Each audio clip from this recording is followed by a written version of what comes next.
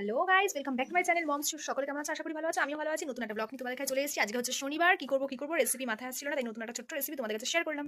আজকে হঠাৎ ভাবলাম একটু শিউলি ফুলের পাতার বড়া করি। তো পাতাগুলোকে খুব সুন্দর করে ধুয়ে নিয়েছি, তারপরে বেসনের বাটারটা বানিয়ে নিয়েছি, কালো জিরে দিয়ে, নুন দিয়ে, হলুদ দিয়ে আর গরম তেলে ছাকা ছাকা করে এপিট ওপিট করে সুন্দর করে কড়া করে ভেজে নিয়েছি। দেখো কীরকম খাস্তা খাস্তা লাল লাল করে ভাজা হয়েছে। আমার তো ভীষণ ভালো লাগে। ভালো লাগলে তোমাদেরও কিন্তু অবশ্যই লাইক করে দিও ভিডিওটা। আর দেখো মিমিসোনা কিন্তু ভাত খাচ্ছিল দিদার সাথে ঘুরে ঘুরে বাইরে।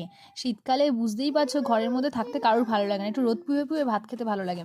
তো ওর হাতে পাতার বড়াটা দিতেই ও কাজ করে একটু কামড় দিয়ে বেশ ভালো লাগলো বললো।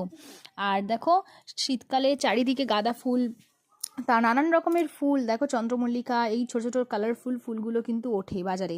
তো আমাদের বাড়িতেও লাগানো হয়েছে।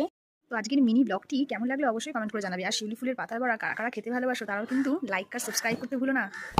Thank you.